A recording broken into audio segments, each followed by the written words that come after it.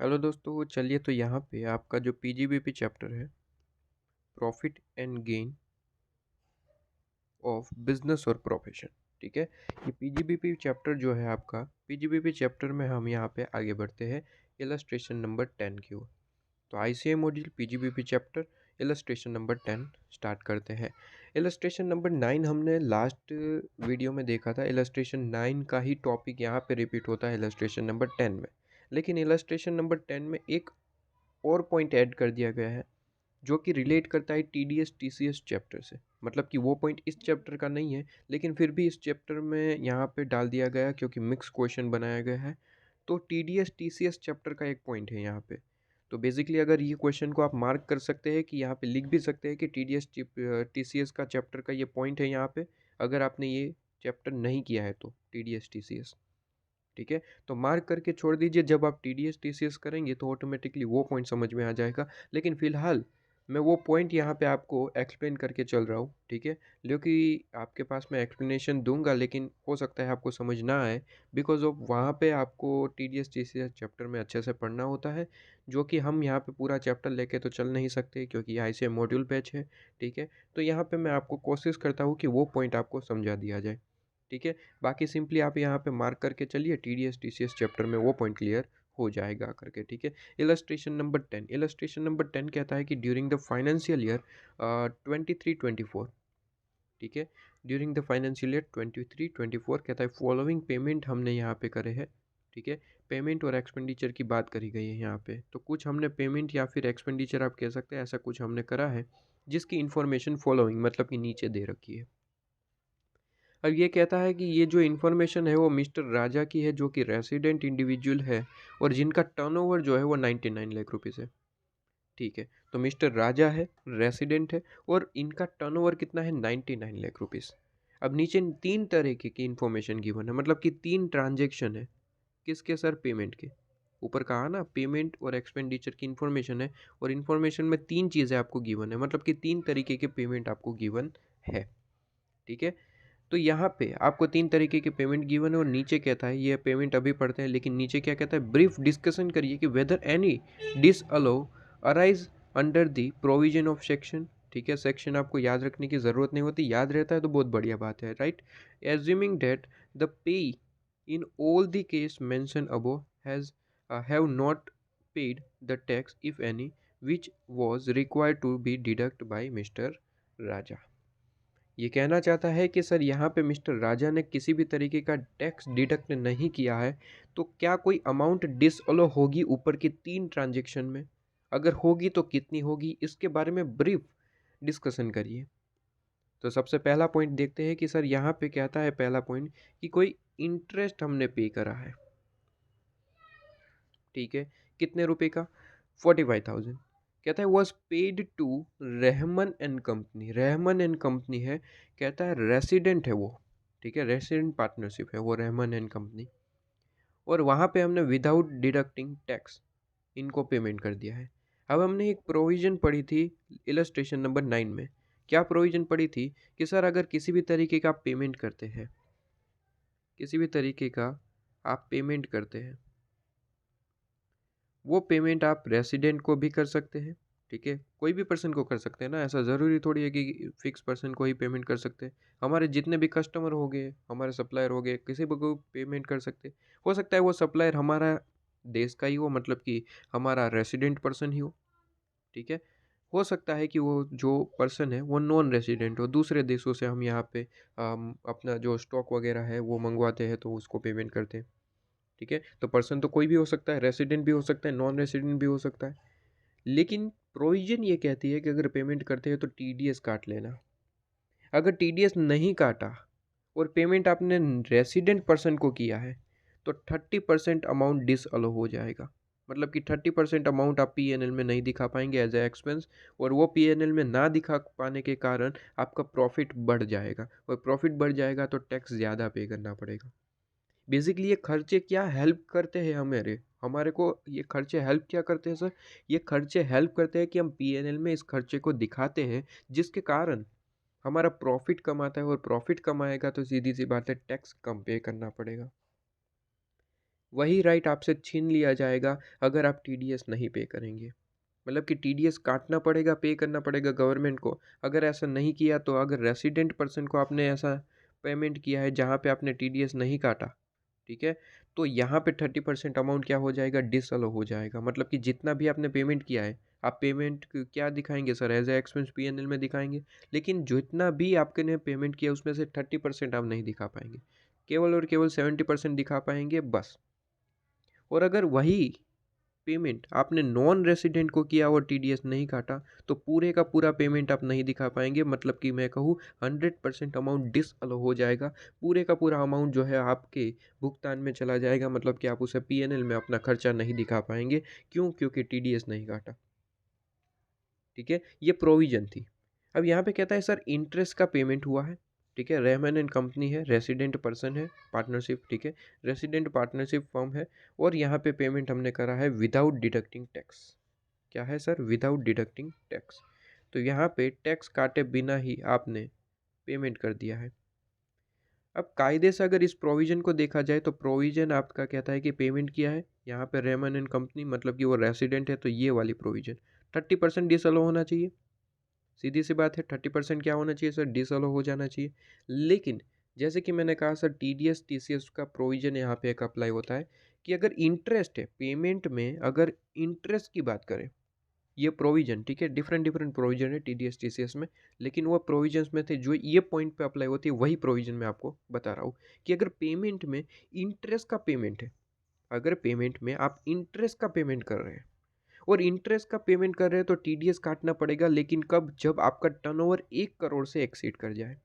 ध्यान रहे सर, फिर से एक बार, टीडीएस टीसीएस का प्रोविजन कहता है कि अगर आप पेमेंट कर रहे हैं किसी पर्सन को, चाहे वो रेसिडेंट है नॉन रेसिडेंट है, टीडीएस तभी काटना पड़ेगा जब आपका टर्नओवर मिस्टर राजा यहाँ पे कह रखा है, तो मिस्टर राजा का टर्नओवर 1 करोड़ से एक्सीड करता है तो ही टीडीएस काटना पड़ता है, वरना टीडीएस की लाइबिलिटी काटने की आपकी नहीं होती, तो आपको टीडीएस नहीं काटना होता। यहाँ पे मिस्टर राजा, क्या इनका टर्नओवर 1 करोड़ से एक्सीड करता है? Answer is no. यहाँ पे क्लियरली बता रखा है कि सर इनका जो टर्नओवर है वो 99 लाख रुपीज़ है, मतलब कि 1 करोड़ से एक्सीड नहीं करता। हाँ जी बिल्कुल सर, तो 1 करोड़ से एक्सीड नहीं करता तो इनको टीडीएस काटने की लाइबिलिटी नहीं थी इंटरेस्ट पे। ठीक है, प्रोविजन इंटरेस्ट का है, इंटरेस्ट का पेमेंट होता है तो आपको टर्नओवर देखना पड़ता है, 1 करोड़ से एक्सीड करता है तो ही इंटरेस्ट पे टीडीएस काटना। तो सर मुझे बताइए कि क्या यहाँ पे टीडीएस काटने की लाइबिलिटी थी? आंसर इज नो, क्योंकि 99 लाख रुपीज़ का टर्नओवर है, तो टीडीएस काटने की लाइबिलिटी ही नहीं थी। तो यहाँ पे कोई हमने गलत काम तो किया नहीं है, मिस्टर राजा ने कुछ भी गलत नहीं किया। सीधी सी बात है, टीडीएस काटना नहीं था तो इन लोगों ने काटा ही नहीं है। ठीक है, 45,000 पे कर दिया, टीडीएस की लाइबिलिटी थी ही नहीं काटने की तो काटा ही नहीं है, तो इसमें कोई दिक्कत है? Answer is no. इसमें कोई डिसअलो अमाउंट होगा? आंसर इज नो, इसमें कोई अमाउंट डिसअलो नहीं होगा। अगर सॉल्यूशन में देखें तो इनका जो टर्नओवर है वो 1 करोड़ से एक्सीड नहीं करता है और इस वजह से इनकी कोई लाइबिलिटी नहीं है टीडीएस काटने की। ठीक है, इसलिए यहाँ पे अगर हम देखें तो डिसअलो अमाउंट कितना होगा? कोई भी नील होगा, मतलब कि कोई भी अमाउंट डिसअलो नहीं होगा। पूरे का पूरा ये 45,000 आप अपने पीएनएल में एज ए एक्सपेंस दिखा सकते हैं कि हमने इंटरेस्ट वगैरह पे करा है। ठीक है, तो hence disallowance is not attract in this case, disallowance कोई होगा नहीं, राइट। लेकिन ये प्रोविजन इंटरेस्ट के लिए थी। ठीक है, टीडीएस टीसीएस में आप पढ़ेंगे इंटरेस्ट के लिए। ठीक है, काफ़ी सारी प्रोविजन है, उसमें से एक प्रोविजन ये इंटरेस्ट की है। ठीक है, इसके बाद नेक्स्ट कहता है कि 10 लाख रुपीज़ हमने पे करे हैं सैलरी के।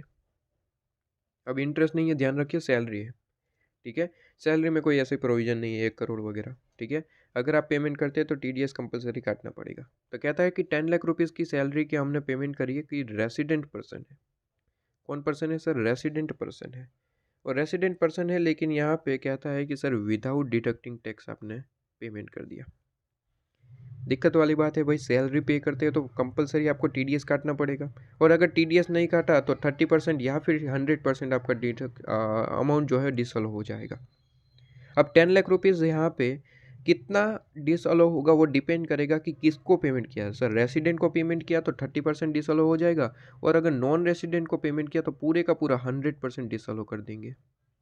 तो कहता है कि सर ये रेसिडेंट पर्सन था, रेसिडेंट पर्सन था तो इसमें से 30% डिसअलो हो जाएगा। मतलब कि 10 लाख का 30% मतलब कि 3 lakh rupees sir. 3 lakh rupees आप पीएनएल में नहीं दिखा पाएंगे, केवल और केवल 7 लाख रुपीज़ दिखाइए, उसका बेनिफिट लीजिए और काम खत्म करिए। 3 लाख नहीं दिखा पाएंगे, क्यों? क्योंकि आपने अपनी लाइबिलिटी जो है पूरी नहीं की सही तरीके से, क्योंकि आपकी लाइबिलिटी की थी कि टीडीएस काटे, लेकिन टीडीएस आपने काटा नहीं, तो 30% अमाउंट डिसअलो हो जाएगा बिकॉज ऑफ सामने वाला रेसिडेंट था। अगर नॉन रेसिडेंट होता तो 100% डिसअलो कर देते। ठीक है, तो ये चीज़ आपको इस पास में समझ में आई। तो यहाँ पे सॉल्यूशन में एक बार यहाँ पे देखते हैं कि सर आपने यहाँ पे, मैं डायरेक्ट सॉल्यूशन बता रहा हूँ, आप प्रोविजन खुद से पढ़ लीजिएगा। ठीक है, देखिए इन प्रेजेंट केस, यहाँ पे करंट जो आपका प्रेजेंट केस है, केस नंबर 2, जहाँ पे आपने सैलरी की पेमेंट करी और आप जो है डिडक्ट करना भूल गए टैक्स। ठीक है, टैक्स डिडक्ट टैक्स सोर्स का मतलब होता है जहाँ पे पेमेंट हो रहा है वहीं पे आपका टीडीएस काट लिया जाए। मतलब कि मिस्टर राजा अगर पेमेंट कर रहे हैं तो मिस्टर राजा को ही वो टीडीएस काट लेना था, लेकिन यहाँ पे फेल हो गए, मतलब कि मिस्टर राजा ने कोई टीडीएस काटा ही नहीं। और काटा ही नहीं, इसकी वजह से हम क्या करेंगे सर, 30% डिसअलो कर देंगे। 30% क्यों सर? सामने वाला रेसिडेंट था, इसकी वजह से। अगर सामने वाला नॉन रेसिडेंट होता तो 100% डिसअलो कर देते। ठीक है, तो ये चीज़ आपको समझ में आती है। ठीक है, तो without deducting of the tax at source would be disallow. ठीक है, तो 30% जो है ऑफ द सैलरी पेड वो आपका डिसअलो हो जाएगा। इसके बाद थर्ड पॉइंट कहता है कि कमीशन है, यहाँ पे कमीशन का पेमेंट किया है इस बार। ठीक है, कमीशन पे किया है 16,000 रुपीज़ है। ठीक है, और कहता है कि पे टू मिस्टर विद्यासागर, जो कि एक रेसिडेंट है, तो बढ़िया बात है, रेसिडेंट ही पर्सन है। ठीक है, लेकिन दिक्कत वाली बात ये कि कमीशन जो है हमने विदाउट डिडक्टिंग टैक्स यहाँ पे कर दिया। दिक्कत वाली बात है। अब यहाँ पे सर टीडीएस टीसीएस का वापस से एक प्रोविज़न अप्लाई हो जाता है जो कि कमीशन से रिलेटेड बात करता है। कमीशन में भी सेम प्रोविज़न इंटरेस्ट की तरह, कि अगर आप कमीशन भी किसी को पे कर रहे हैं, ठीक है, कमीशन पेमेंट कर रहे हैं आप, तो कमीशन पेमेंट में भी ये कहता है कि सर आपका टर्नओवर जो है 1 करोड़ से अगर एक्सीड करता है तो आपकी लाइबिलिटी बनती है कि टीडीएस काटिए। अगर आपकी लाइबिलिटी मतलब कि 1 करोड़ से ज़्यादा टर्नओवर है ही नहीं, तो आपकी लाइबिलिटी ही नहीं बनती टीडीएस काटने की।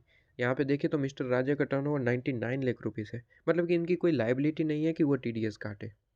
अगर लाइबिलिटी नहीं है तो सीधी सी बात है, इस पे कोई डिसअलाउंस होगा? आंसर इज़ नो, क्योंकि आपने कोई भी चीज़ गलत नहीं करी है। बिल्कुल सही है, 16,000 पे करना था, कर दिया, इस पे कोई टीडीएस काटना नहीं था, क्योंकि आपका टर्नओवर 99 लाख रुपीज़ है।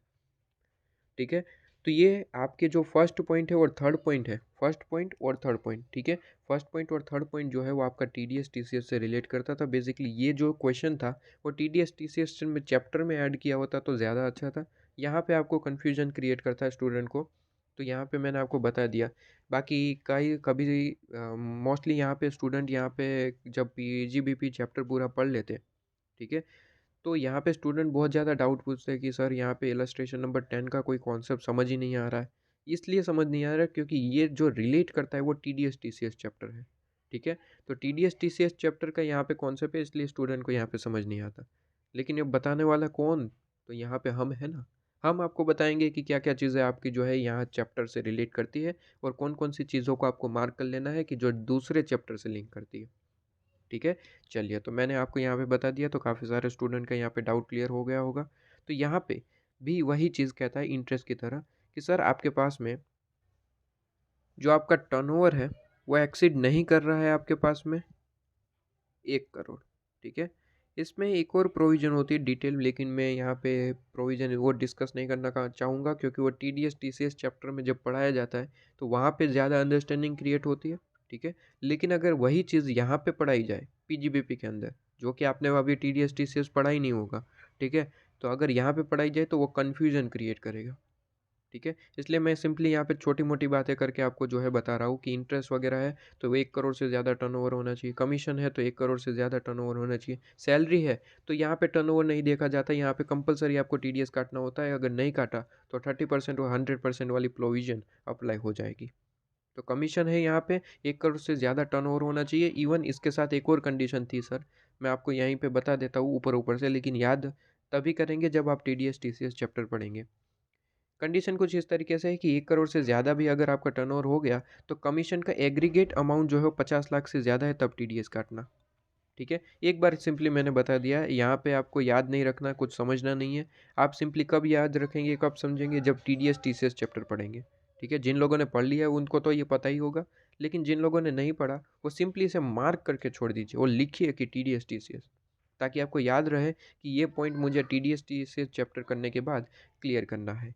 ठीक है, तो यहाँ पे आपके पास में therefore disallows under this section is not attract, यहाँ पे अट्रैक्ट नहीं होगी बिकॉज ऑफ टर्नओवर ही आपका यहाँ पे 1 करोड़ से एक्सीड नहीं करता, तो दूसरी क्या ही कंडीशन दिख रही, राइट। तो यह था आपका पूरे का पूरा इलस्ट्रेशन नंबर 10।